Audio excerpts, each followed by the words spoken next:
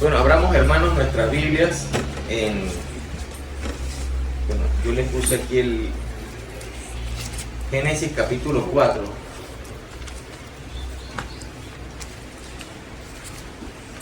Este pasaje, realmente en Génesis es el libro que realmente nosotros podemos entender la razón por la cual nosotros estamos aquí, hermanos. Es un libro que nos muestra claramente el propósito que nosotros tenemos aquí en la tierra. Por eso es necesario, hermanos, que nosotros entendamos estos pasajes de acuerdo a lo que también, a la obra redentora de nuestro Señor Jesucristo. Que realmente si nosotros no conocemos a Cristo, se nos hace más difícil entender la Biblia. Cuando viene Cristo hay luz, hay revelación, y realmente vemos que toda la Escritura, cuando habla acerca de nuestro Señor, es escudriñar las Escrituras porque ellas dan testimonio de mí. Y vamos a leer en en Génesis capítulo 4, versículos 6 y 7, un suceso que para mí es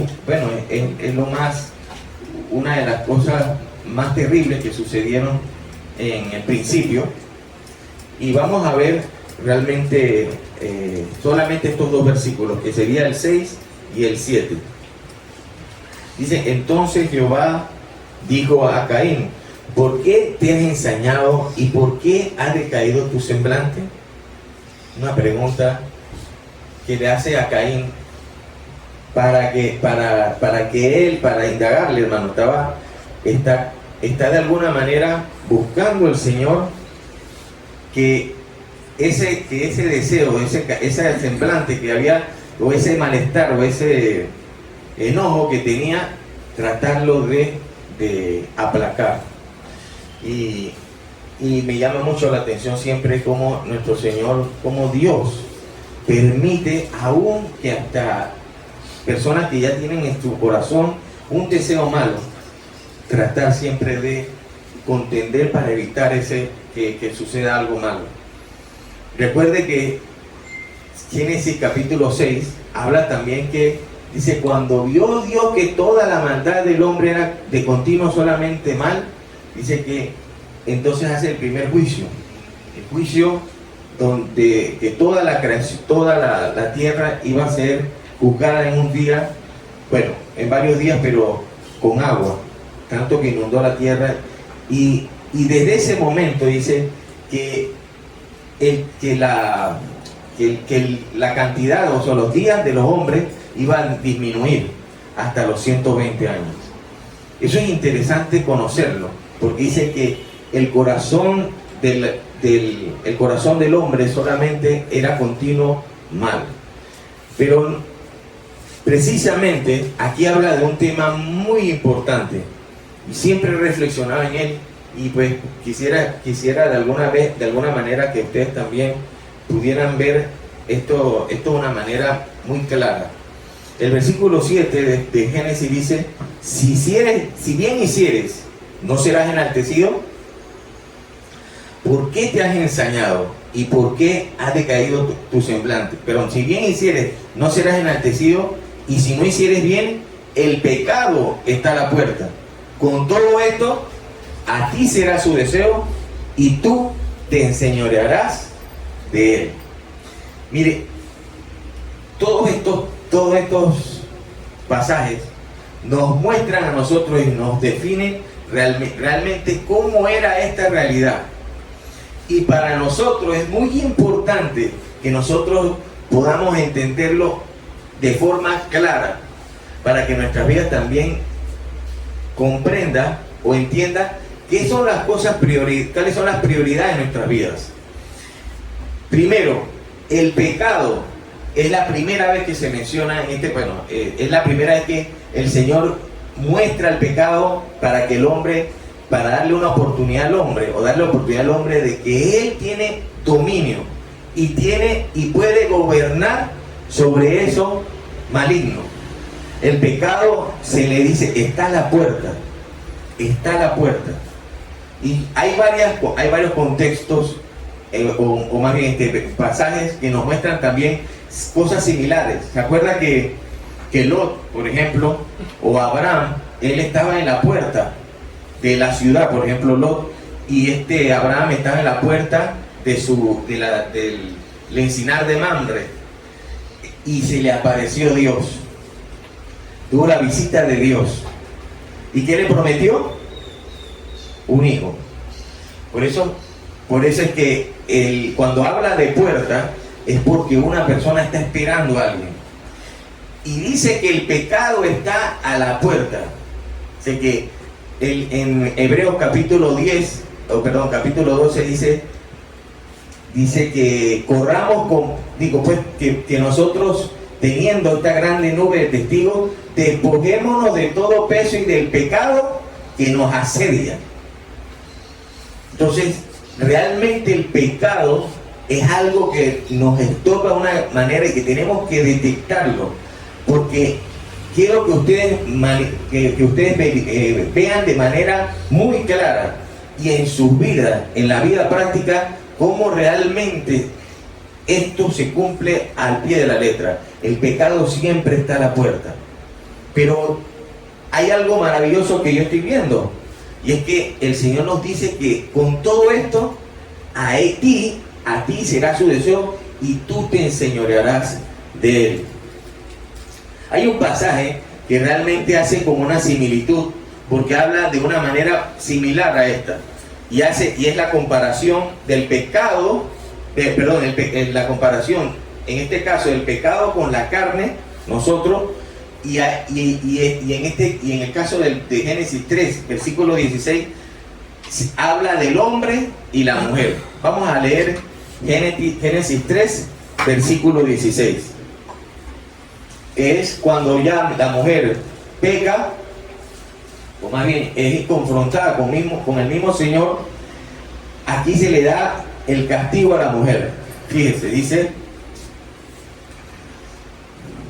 a la mujer dijo: multiplicaré en gran manera los dolores de tus preñeces, con dolor darás a luz los hijos, y tu deseo será para tu marido, y él se enseñoreará de ti. Mire la comparación, es similar a la que acabamos de ver.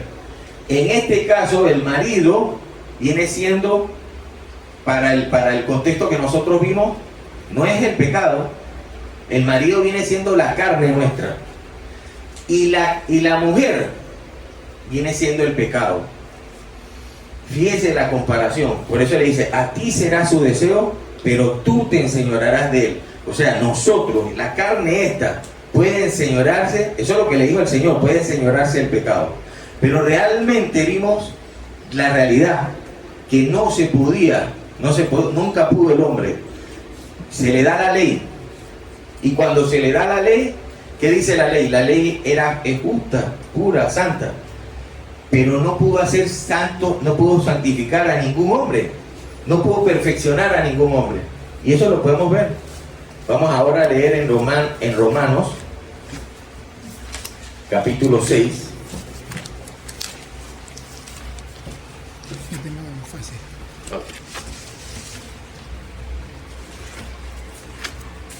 Romanos capítulo 6.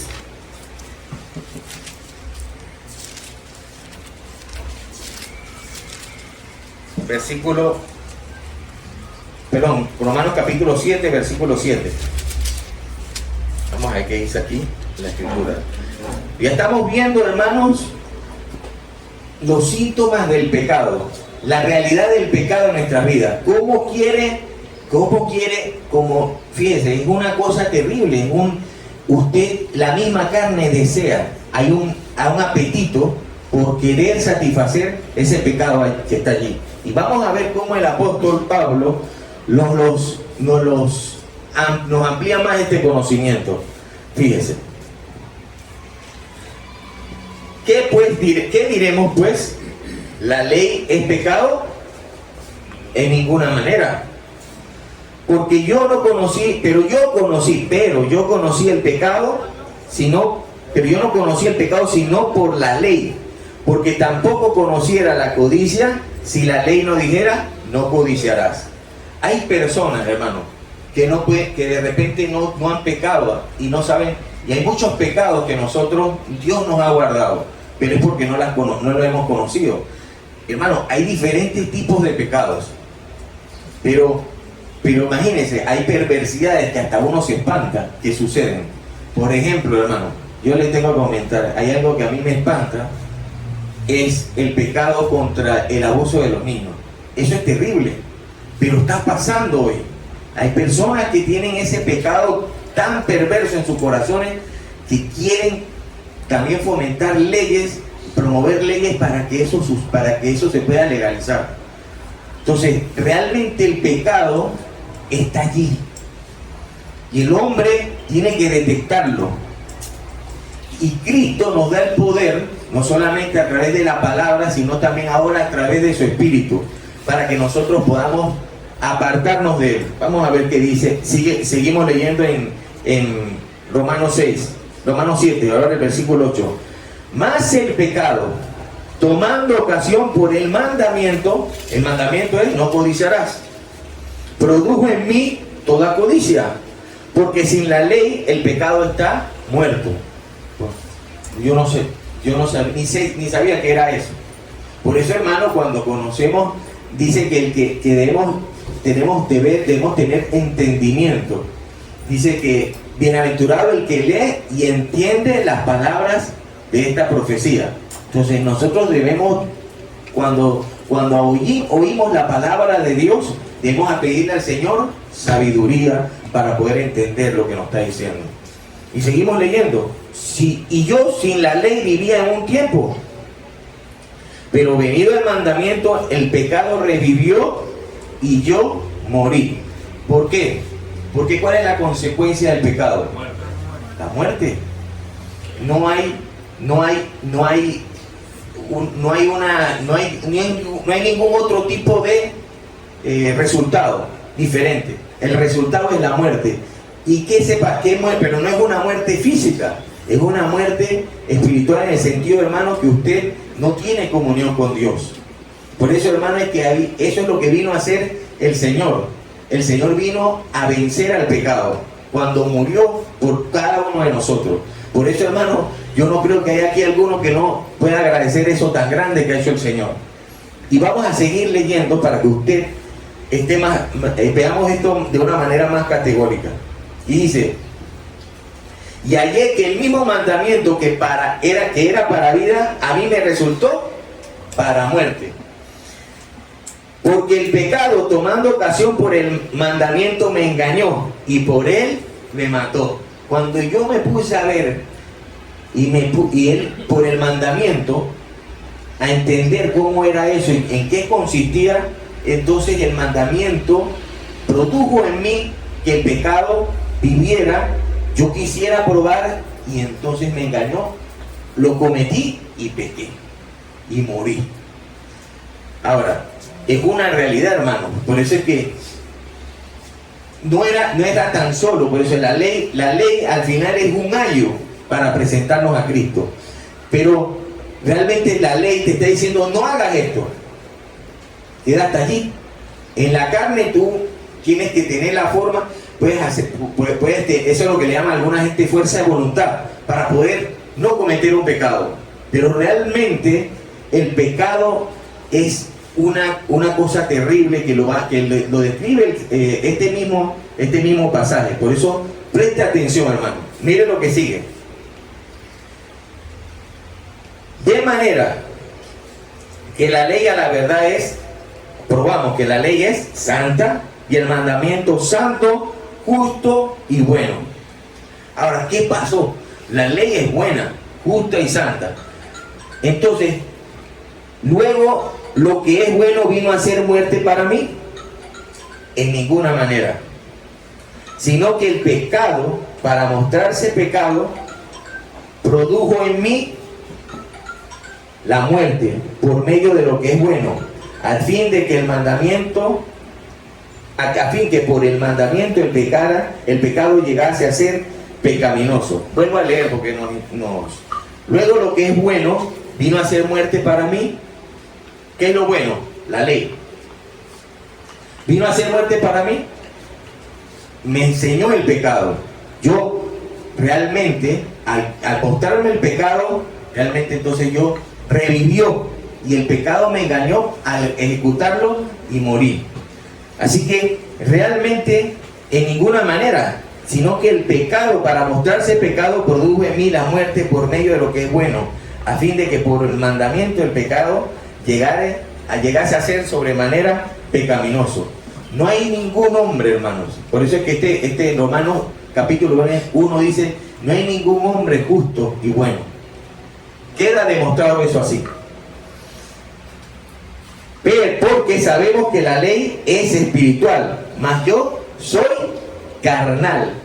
Y fíjese cómo dice, vendido al pecado. Fíjese lo terrible, hermano, que es esto.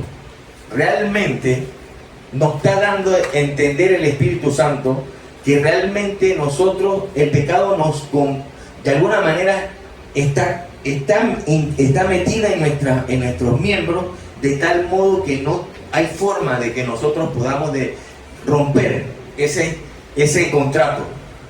No había forma, no hay forma, hermano. Según la carne no hay forma de vencer el pecado. Y vamos a seguir leyendo. El 15, porque lo que hago no lo entiendo, pues no hago lo que quiero, sino lo que aborrezco, eso hago. Yo sé que no codiciar es malo, pero yo codicio. Y hallo eso, porque lo que no quiero, eso hago. Lo que aborrezco, eso es lo que yo hago. Y si lo que no quiero, eso hago, apruebo entonces que la ley es buena. De manera que ya no soy quien hace aquello, sino el pecado que mora en mí. Hay una ley que es la que ve el apóstol Pablo en nuestras vidas. Y eso también en la vida de cualquier hombre, porque estamos hechos, hermanos, de carne y hueso. Y es la carne donde mora el pecado. Y dice, de manera que el versículo 18, y yo sé que en mí, esto es en mi carne, no mora el bien, porque el querer hacer el bien está en mí, pero no el hacerlo, porque no hago el bien que quiero, sino el mal que no quiero, eso hago. Y si hago lo que no quiero, ya no lo hago yo, sino el pecado que mora en mí.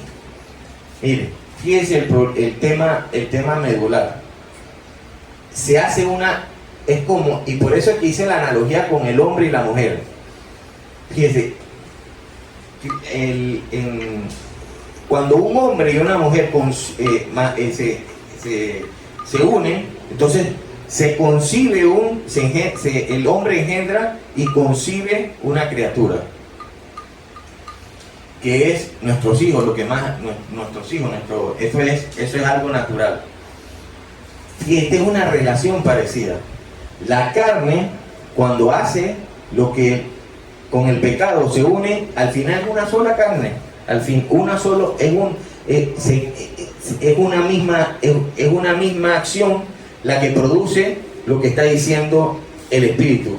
El pecado es entonces el que hace aquello, pero es parte de nuestro ser, porque nosotros somos cuerpo, alma y espíritu.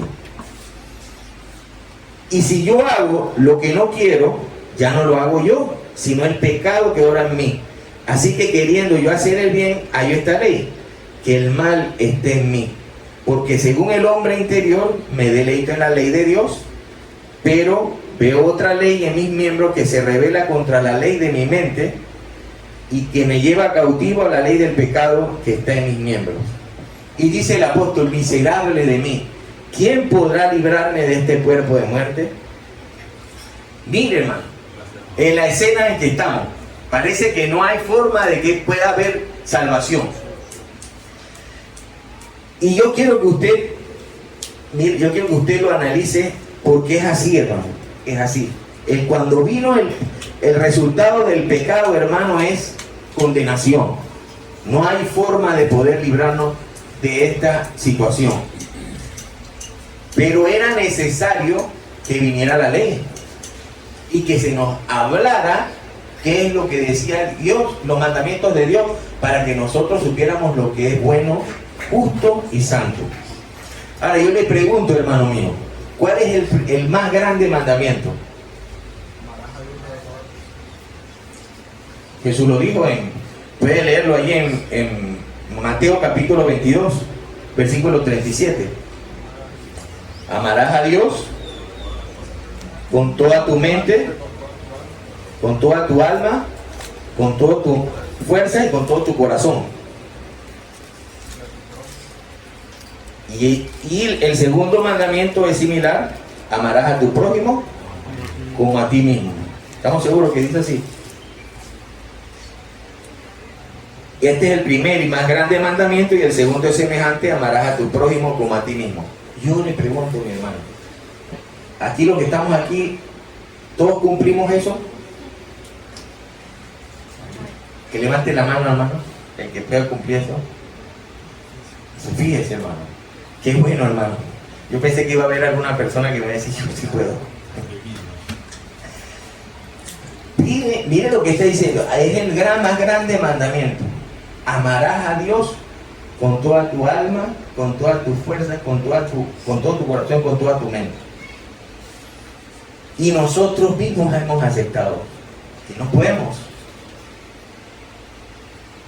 Si la infracción de un mandamiento, ¿qué es? Pecado. Y el pecado produce, el resultado del pecado es muerte. Pero hay en mi corazón un deseo, como dice aquí, yo quiero en mi mente, yo quiero servir a Dios, yo quiero hacer la voluntad de Dios, pero hay una ley en mi carne que no me deja cumplir eso. Aprobamos que la ley es buena, pero ¿qué es lo que necesito entonces? ¿Qué es lo que necesito para vencer el pecado? Porque Él lo dijo, el Señor dijo que que a ti será su deseo, pero tú te enseñorearás de él. Y se lo dijo a Caín, este hombre que mató a su propio hermano, mostrándole odio en vez de amor. El primer mandamiento, la infracción completa, allí lo ejecutó. No te amo, te odio, te maté. Lo comprobé así, se evidenció así.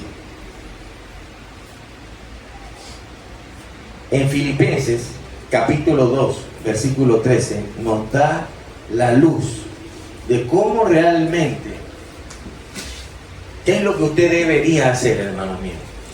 Porque, hermanos, es una realidad que Dios resiste al soberbio. Hermano, eso es la maravilla de Dios. Aquí todo, bueno, yo creo que ese sí lo podemos aceptar, hermano. ¿Quién de los que estamos aquí no es soberbio? O es soberbio más bien. ¿Quién de los que está aquí es soberbio? Tiene el grado de soberbio. Pastor, hermano, nada más uno o dos. ¿Quién tiene el grado de eso? O sea, ¿quién es soberbio? ¿Ya? ¿Quién es soberbio? Todos, hermano. Aquí yo creo que nadie se salva. Nadie se puede salvar. Eso es muestra de que el pecado mora ahí en la carne. Estamos peleando igual. Hermano, tenemos que reconocer nuestros errores.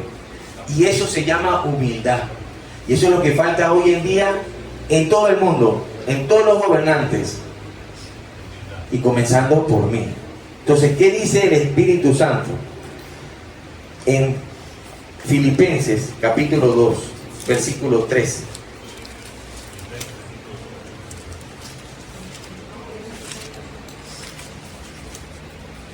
Filipenses capítulo 2, versículo 13. Y qué difícil, hermano, cuando te dicen, usted es soberbio. Se pone uno hasta bravo, que no, ese no soy yo. Ese no soy yo. Pero, hermano, hay que reconocer, cuando alguien le dice así, analícese, hermano. Analícese y vea. Dice, el pastor siempre tiene, hay un pasaje que el pastor, un salmo, dice, ven en mí, Señor, examíname y mira si en mí hay camino de perversidad y líbrame. Bueno, lo parafraseé. El que se lo sabe me lo dice, no me acuerdo. Pero sí, examíname, oh Dios, y ve si en mí hay camino de perversidad y apártame de él. Filipenses capítulo 2, verso 13 dice, porque Dios es el que en vosotros produce así el querer como el hacer por su buena voluntad. Hermano, ¿eso a qué lo llama? ¿Eso no te llama, hermano, a orar? ¿Eso no te llama a tú clamar? ¿Eso no te llama a ti a pedir para que puedas ese querer como el hacer venga a tu corazón? Porque no es solamente ahora el querer, sino también el hacer. Hermanos, separados de Cristo, nada puedes hacer. Nada. Yo quiero que usted lo analice bien. El pecado es una realidad. Es un mal que produce en la carne una sensación que lo aborrece. Hasta usted puede, como David, no solamente lo maldice, sino que lo aborrece con toda su fuerza. Pero no puede vencerlo en su propia carne. Por eso, hermano, esa era la realidad. Mire lo que el apóstol hablando, o el contexto era los judíos, para que ellos entendieran que la ley no podía hacer salvo a nadie. No es las obras de la ley la que nos salva, hermano. ¿Qué es lo que nos salva a nosotros? La gracia del Espíritu de nuestro Señor Jesucristo. La gracia de Dios. Es la gracia de Dios en nosotros a través del Espíritu de nuestro Señor Jesucristo, de creer en esa obra redentora. Porque como estábamos estudiando, el Señor ahora nos ha revestido para que cuando vean a Alex, ya no vean a Alex, sino a quién, a Jesús en él. Y fíjense, hermano, eso es la realidad más hermosa que hay en nuestra vida con Cristo. Ahora no vivo yo, mas vive Cristo en mí. Y lo que vivo en la carne, entonces lo vivo en la fe del Hijo de Dios, que me amó y se entregó a sí mismo por mí. Entonces, hay personas, definitivamente, hermano, usted va a probarse a usted mismo de que realmente eso se está cumpliendo en su vida. Y el Señor le da una evidencia. Le va a dar evidencia a través de cuando usted actúa, cuando usted piensa de que usted ahora, el Espíritu mismo de Dios, le da testimonio a su espíritu de que usted es un hijo de Dios. Eso es una realidad. Mire, 2 Corintios capítulo 5, versículos 14 y 15. Mire lo que hace el Señor ahora. En los que creemos en Cristo Jesús. Por eso, hermano, es que el Señor decía, oíste que fue dicho, ojo por ojo, diente por diente. Y amarás a tus amigos y aborrecerás a tus enemigos. Mas yo digo, amad a vuestros enemigos. Eso no lo podía entender, eso no lo puede entender un corazón, una persona que le han hecho mal y que vive en la carnalidad de su vida. Y que entiende que hay enemigos que lo que quiere deshacerlos, lo que quiere es eliminarlos, porque son malos en su forma de verlo.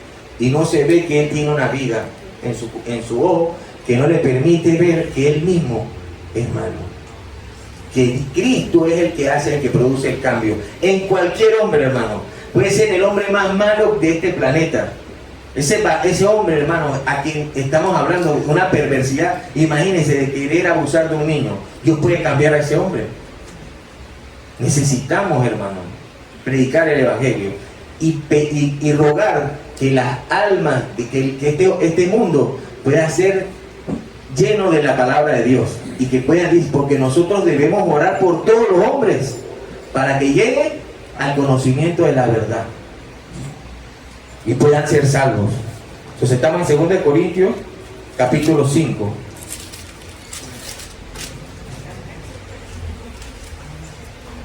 Segunda de Corintios capítulo 5.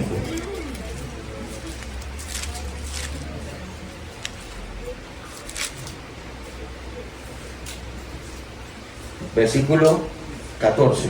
Dice así: porque el amor de Cristo, mire, hermano, dice, el amor de Cristo nos constriñe.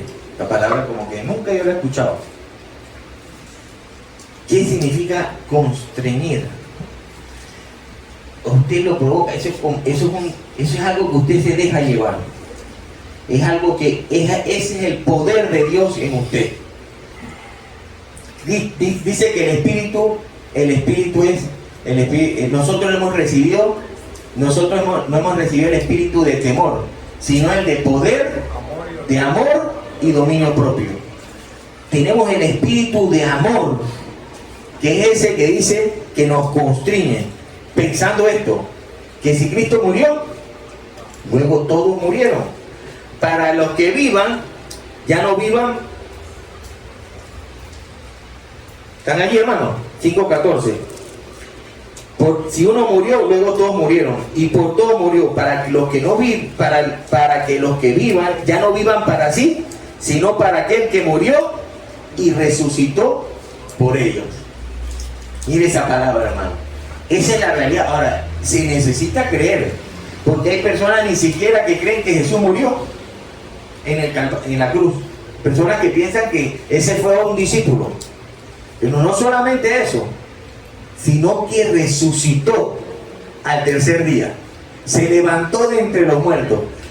Y hermanos, hay personas que creen, bueno, pequemos porque mañana moriremos. ¿Cuál es el problema? Hagamos mal. Pero hermano, ¿cuál es la razón de nuestra predicación? Que todos resucitarán. Cuando venga Cristo, todos los muertos van a resucitar. Los justos, los que aman al Señor sobre todas las cosas, y los que no los que lo aborrecen también, y los que son desobedientes también, y los que son hijos de ira también van a resurrección. ¿Y qué va a pasar con ellos?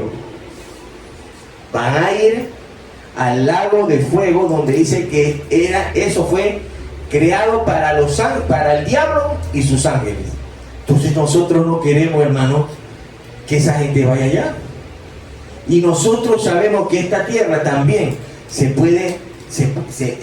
dice, esta tierra gime esperando la manifestación gloriosa de los hijos de Dios. Y nosotros queremos, hermano. Usted sabe que cuando hay paz, cuando hay gracia, cuando hay misericordia y perdón, todo cambia. Cuando hay amor, todo cambia. Porque está el Espíritu de Dios reinando. Entonces, lo que quiero concluirles en Filipenses 1:6, lo que quiero darle a entender, hermano, el que comenzó la buena obra, dice, la perfeccionará hasta el día de Jesucristo. ¿Quién es el que hace la obra? Cristo. Dice, nosotros somos solamente colaboradores. Pero ¿quién es el que da el crecimiento? Dios. Realmente lo que importa es estar en Cristo.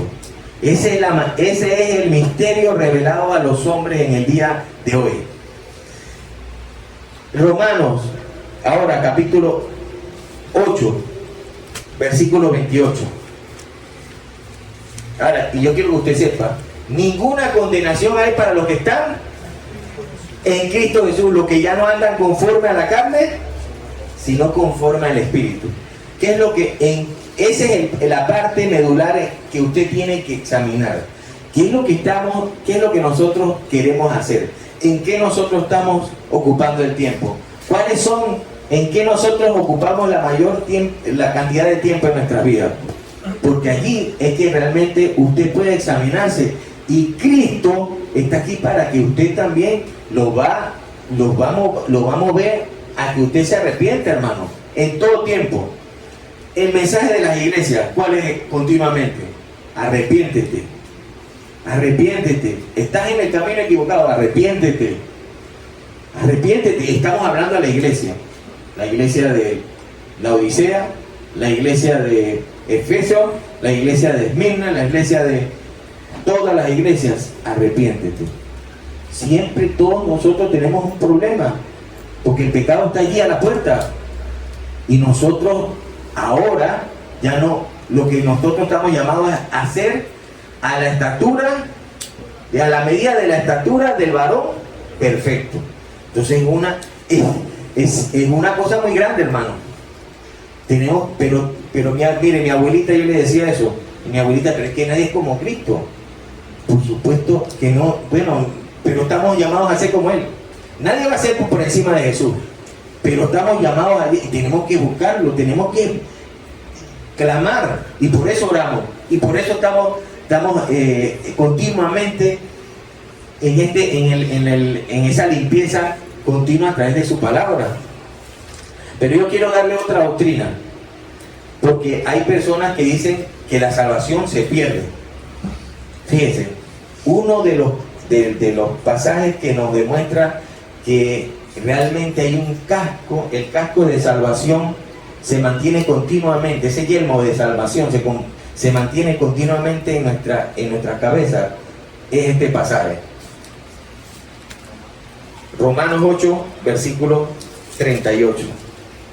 Por lo cual, estoy seguro, mire hermano, esto es maravilloso, que de que ni la muerte ni la vida, o sea, ni aunque me muera, ni aunque viva, va a pasar algo, ni la muerte ni la vida, ni ángeles ni principados, mire hermano, ya está el diablo ahí, ni potestades, ni lo presente, ni lo porvenir, ni lo alto, ni lo profundo, ni ninguna otra cosa creada nos podrá separar del amor de Dios que es en Cristo Jesús, Señor nuestro. Eso quiere decir, hermano, que no hay forma, hermano, cuando usted sabe de que hay salvación, porque eso es y la salvación viene por medio de la fe en Cristo Jesús. Entonces usted, no hay forma, hermano, que se pueda perder. Pero definitivamente hay un fruto y es la evidencia para que usted conozca que realmente Cristo lo ha salvado. Pero eso es como las añadiduras de Cristo en su vida. Porque realmente usted va a notar, uy, pero mire ese hombre, antes ese hombre no se podía ni hablar con ella. Y ahora míralo. Es un osito cariñosito. Lo que quiero decirles, mis hermanos, es que el poder de Cristo Jesús puede cambiar el alma de cualquier hombre. Y nosotros nos toca orar también. No solamente por los hombres, sino también por usted mismo.